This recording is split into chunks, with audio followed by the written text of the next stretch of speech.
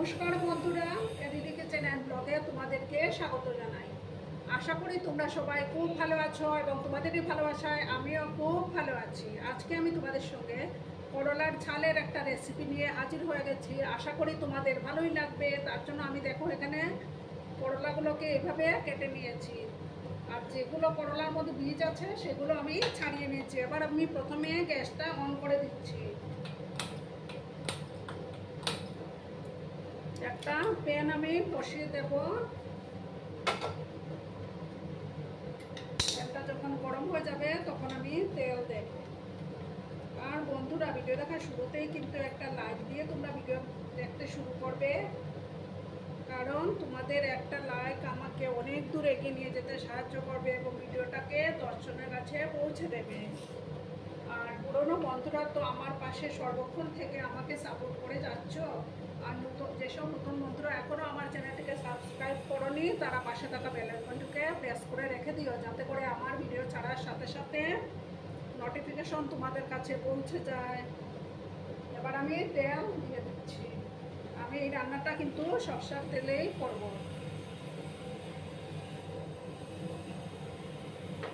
তেলটাকে ভালো করে গরম করে নেব। দেখো বন্ধুরা, আমার তেলটা গরম হয়ে গেছে। এবার আমি করলাগুলোকে আগে ফ্রাই করে নেব।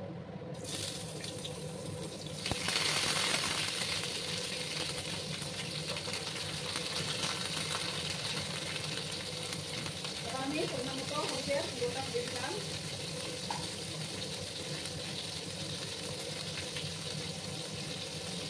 সামান্য একটু লবণ আমি অ্যাড করে দিলাম।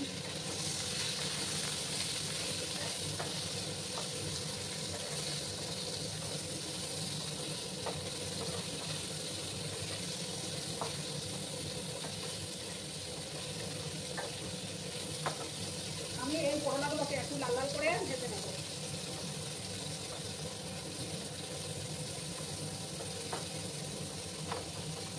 গ্যাসের আঁচটাকে আমি হাই করে দিলাম।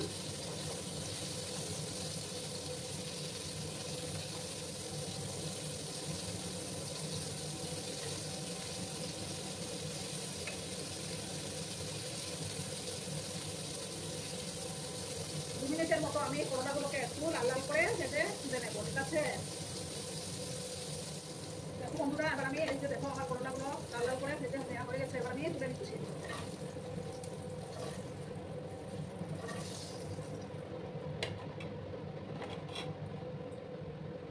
এবার আমি আরেকটু তেল দিলাম।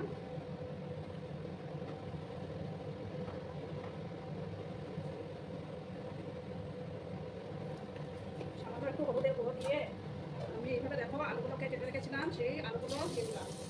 আলুগুলোকে একটু লাল লাল করে ভেজে নিতে হবে।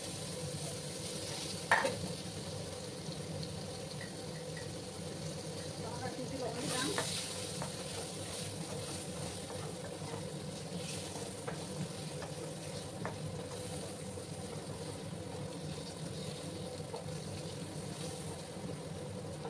আর আছে আমি আলুগুলোকে একটু লাল করে ভেজে তুলে নেব।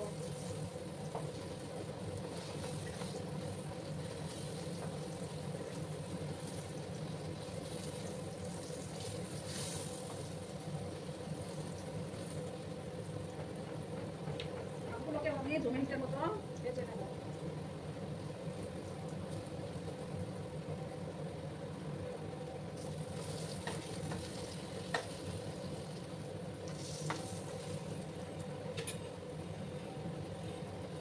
বন্ধুরা, আমি আলুগুলো ভাজা হয়ে গেছে, আমি আলুগুলো তুলে নিয়েছি। এবার আমি প্যানের মধ্যে আরেকটু তেল দিয়ে দেবো।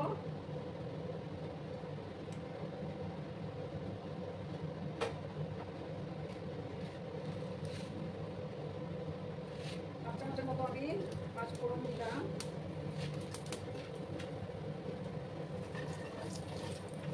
পাঁচফোড়নটাকে ভালো করে একটু ভেজে নেব।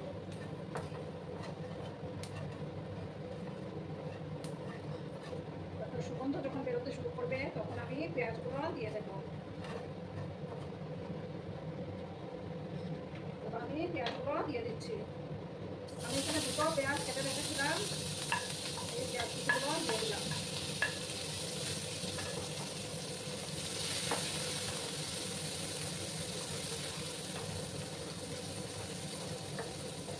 পেঁয়াজগুলো আঁচটাকে আমি একটু হালকা করে ভেজে নেব।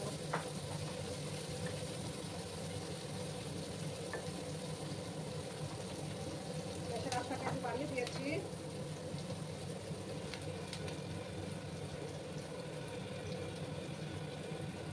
এবার দেখো আমি 1/2 চামচ জিরে গুঁড়ো দিলাম,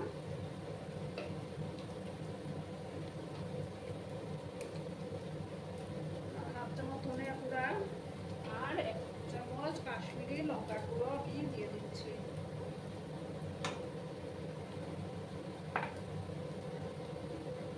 দিয়ে আমি সামান্য গরম জল দিচ্ছি। দিয়ে মশলাগুলোকে ভালো করে কষিয়ে দিতে হবে। এবার আমি একটা টমেটো কেটে রেখেছিলাম, সেই টমেটোটাও দিয়ে দিলাম। দিয়ে ভালো করে একসাথে কষিয়ে নেব।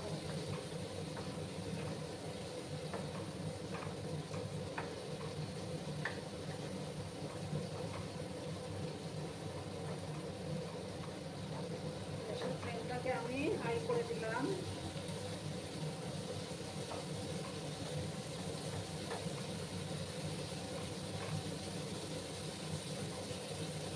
ভালো করে মশলাটাকে কষিয়ে নিতে হবে।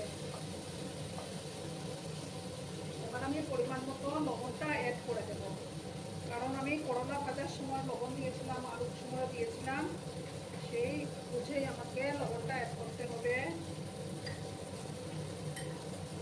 ভালো করে মশলাটাকে আমি কষিয়ে দিচ্ছি।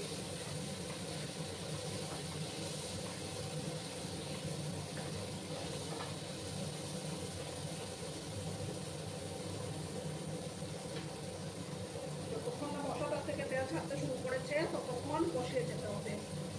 দেখো বন্ধুরা, আমার মশলাটা প্রায় কষেই গেছে। এবার আমি দেখো 2 চামচের মতো সর্ষে বাটা দিয়ে দেব।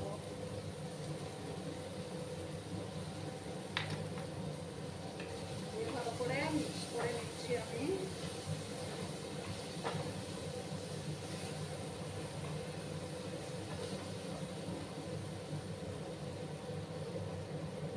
দেখো 3টা ফাঁকা কাঁচা লঙ্কা দিয়ে দিলাম। এবার আমি করলার আলুগুলো দিয়ে দিলাম।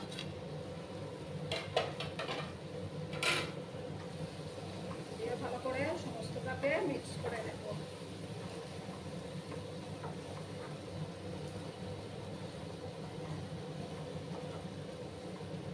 আর আমি সর্ষেটা বাটার সময়ও আমি 4-5টা কাঁচা লঙ্কা বেটে দিয়েছিলাম।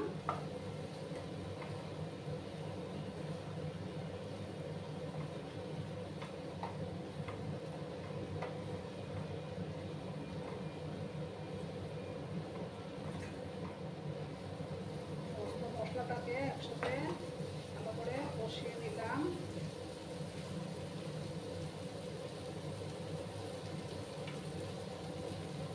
এবার আমি এটার মধ্যে গরম জল করে রেখেছিলাম, গরম জল দেব।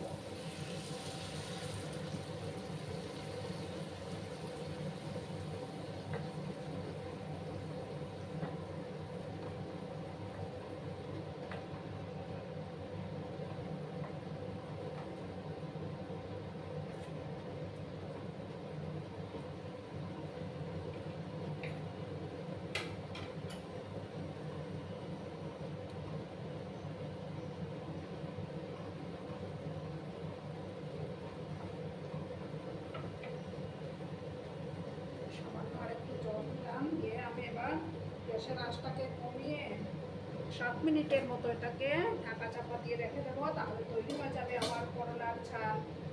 তোমরা কিন্তু সঙ্গে থেকো আর ভিডিওটা একদম স্কিপ করো না। 7 মিনিট পরে আমি ফিরে আসছি। দেখো বন্ধুরা, আমি 6-7 মিনিট পরে ফিরে আসলাম। দেখো তরকারি কালারটা কত সুন্দর এসছে। করলার ঝাল আমার রান্নাটি অলমোস্ট ডান। এবার আমি পরিবেশন করে দেব।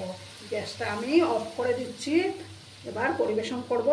ঠিক আছে বন্ধুরা, আমি সার্ভ করে দিয়েছি। কেমন হয়েছে অবশ্যই কমেন্ট করে বলো কিন্তু তোমরা। তোমাদের এই কমেন্টগুলো পড়তে আমার কিন্তু দারুণ লাগে।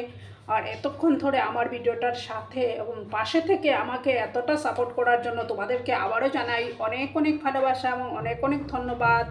ততক্ষণে তোমরা সবাই খুব ভালো থেকো, সুস্থ থেকো, আনন্দে থেকো। আর আমার ভিডিওটার কোনো অংশেও যদি তোমাদের একটুও ভালো লাগে তাহলে তোমাদের বন্ধু বান্ধবের মধ্যে শেয়ার করে দেওয়ার অনুরোধ রইল। নমস্কার।